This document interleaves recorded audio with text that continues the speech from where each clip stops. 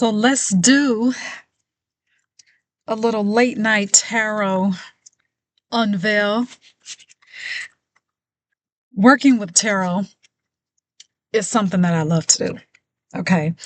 And this channel is called Magic in Motion, Travel, Tarot, and Magic in Motion. That's what we do here on this vlog.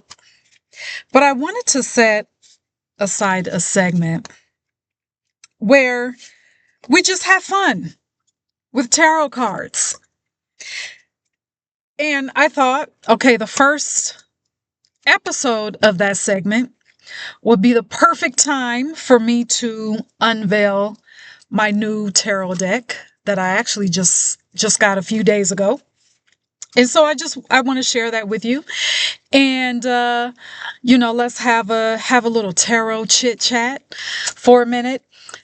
Before I show you the deck, I want to emphasize this. Your spiritual practice, your magic, whatever that looks like to you, it should feel at home to you. It should be fun. It shouldn't be anything where you feel like you're forcing something to be. You shouldn't feel like you're forcing yourself to gravitate toward something. It shouldn't feel forced. So, for example, if, you hear all these talks about, say the full moon, all right? And maybe in your heart, in your mind, in your body, you're thinking, okay, yeah, the full moon is nice, but I don't really gravitate to that. That's an example of what I'm talking about.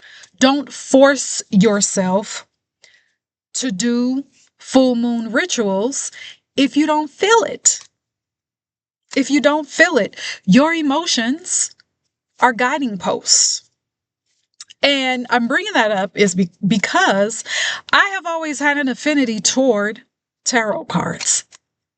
Tarot cards. And to think, I have to chuckle at myself every time I get a tarot deck, every time I'm doing a reading, every time I go through a metaphysical shop. And the first place I go to, let me look at the tarot and the oracle decks. Let's see what's happening in that section. I have to chuckle at myself because there was a time when I thought that to even look at a tarot deck, that would send me to the lowest parts of the hell, of the dreaded brimstone, fire and brimstone. Okay. But I've always had an affinity. I always have been interested in tarot, but I never allowed myself to even touch it. Even after I left church, even after I disassociated from religion, I still didn't allow myself to even go near it. But obviously, that's changed. Obviously, because I'm holding a tarot deck. This is like, I feel like a kid in a candy store when I'm around, when I'm looking at tarot decks, I'm looking at the pictures. And I think it's because, and I think that I've talked about this before on this vlog, but I think it's because of it speaks to the artist in me. I'm an artist. I love to draw. I love to paint. I love to sketch. So I think that's why I have such an affinity toward tarot, toward using tarot. And when I got my first deck, yes, it was the art. Yes, it was the idea of using pictures as a divination tool. That was exciting to me. But over time, working with tarot has become so much more than that. Now, I want to say this as well. And I will always say this. Whatever tools that you have in your cauldron, whatever tool that you have in your magic toolbox, in your magical bag, in your spiritual bag, just remember that it is a tool. That's it. The power is not in this piece of paper. The power is in the holder. It's in you. Always remember that. Okay. But always allow yourself to, if there is any practice that you're gravitating toward, just explore that. Explore it. Okay. So let's get into our fun with tarot. And so what I typically do when I get a deck is I like to feel into the cards. And what I mean by that, I like to hold them. I do cleanse my cards. There's techniques that I use for that. I'll cover that in another video. But after I do all of that, I just like to pick up the cards. Not necessarily doing a reading, but just to look at them, to see how I feel about them. Okay, not really, every tarot deck comes with a little book, you know that. But I feel into how do I feel? It's just that simple. How do I feel about this card? What is this card showing me? How do I feel about the card right now? And I just allow myself to just express whatever comes up, to say it out loud. And that's what I do with each card before I actually get into readings. So what I like to do with you is just do that. I'm just going to pick a card. I'm not going to even shuffle this. This is so new. I haven't shuffled. I've cleansed them. I've done my thing with them, but I have not shuffled them. So let me tell you where I got this deck from. So I got this deck off of Etsy, and I wish I could show you the box. The box is so cute. And I usually keep my cards in a bag. And it just so happens that this seller, the cards came with this bag. Isn't that cute? So the seller is on Etsy, and she goes by Mahogany Tarot. And she also has merchandise too with her images of tarot. And what she did was she took the Rider-Waite, the typical Rider-Waite deck, and she put some spice to them. Hence the name melanated, the melanated tarot deck. You see that there? Okay. So her name is Kashira. Oh, and she put a note in here. This says, "Thank you so much for your purchase. You are truly appreciated, and we hope you absolutely love your deck." Again, the shop owner's name is Kashira, and her shop on Etsy is, I don't know if you can see that. No, you can't see that. I'm not doing a very good job of that. Mahogany Tarot. Okay. So what I'm going to do, and then there's this certificate of authenticity. And this says, this is deck number 1698 out of 2500. All right. Second edition of Mahogany Tarot deck by Kashira Hickson. So if you want a melanated version of the Rider-Waite Tarot deck, this is your shop. Now, I will say that the cards, they are much bigger than the actual Rider-Waite. The Rider-Waite, the cards, I don't want to say flimsy, but they're not as sturdy. So, depends on your preference. I will say that it with these bigger cards, it may be a little more of a challenge for me to shuffle them fast in the way that I like to do it, but it's okay. These are pretty cards. So anyway, like I said, I'm just going to pick a card, and I'm just going to pull and just see how I feel, So this is the Six of Cups. And for me, right now, the first word that comes up is relationship. And yes, it could be relationship with people around you. That's the most obvious thing.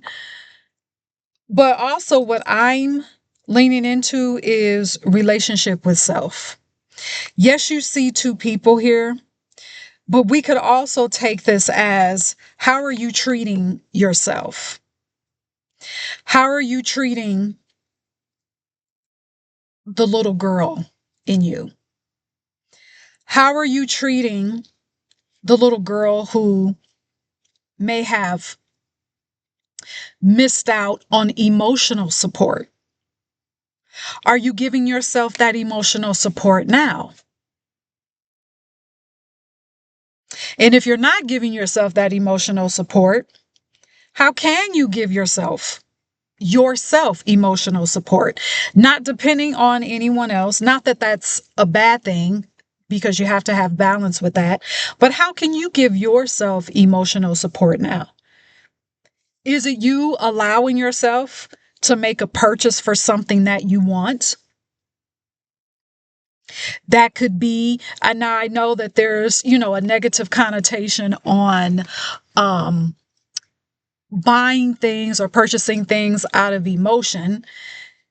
And we know that there's some balance that has to come with that. But also, when you allow yourself to use your own money, which is your energy, when you allow yourself to use your own money to purchase something that you desire, that actually opens up your energetic container to receive more from other people, other people that you have close relationships with, and to receive more of good things from perhaps other people that you don't know. I've had people come up to me, people that I didn't even know. I remember I was taking a walk outside, and this woman, she actually had to flag me down. She got Now, some people would say this would sound scary, but I felt no ill intent from this woman. It was funny. I laughed, but she flagged me down. She parked her car, got out of her car. She said, "Hey, miss." And she started talking about how she was like, we have to recognize each other as spiritual beings.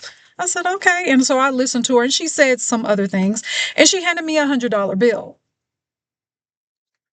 That can happen. People coming up to you, and it can be money. It can be a presentation of an opportunity that is aligned with what you desire. But your container has to be open for that.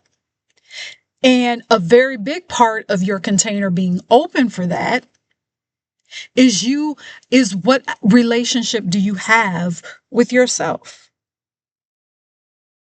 Five of Cups, or excuse me, Six of Cups. I don't know that have I ever gotten that from this card? I don't know. But that's how I'm feeling right now. And there's a lot more that we can say. How are you filling your cup?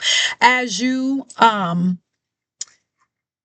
focus on having a better relationship with yourself, as you focus on paying more attention to making sure you are emotionally supported, how can you make sure that your cup is complete? How can you make sure that your cup is overflowing? Overflowing to the cup where you need more cups to contain the overflow, and more cups to contain the overflow. Overflow of what? Overflow of alignment. Of course, always overflow of money in all of its forms. Overflow of your desires, overflow of your dreams, overflow of support, overflow of your magic, overflow of your embodiment of your magic, an overflow of your spiritual power, overflow of all things good and perfect. So that's what I'm getting from this card. Yeah. So I would like to have this segment with you all with these tarot cards. Like I said, I love tarot. So Yeah, so that's what we're gonna do. And actually, you know what? That's what we're gonna do. We're gonna go through each one of these cards, and now I have to remember. Okay, so we already did Six of Cups. Yeah, I'm just gonna go through each of these cards with you, and I will actually make a playlist of our tarot segment, Fun with Tarot, or however we're gonna call that, and share with me your tarot fun, if tarot is your thing. Or it doesn't have to be tarot, it can be oracle cards. Maybe you are oracle cards. I actually do have a dragon oracle deck, which I love. So anyway, that's what we'll do on this segment, and let me know what your thoughts are. And yeah, until next time, just have fun with your magic, please. All right.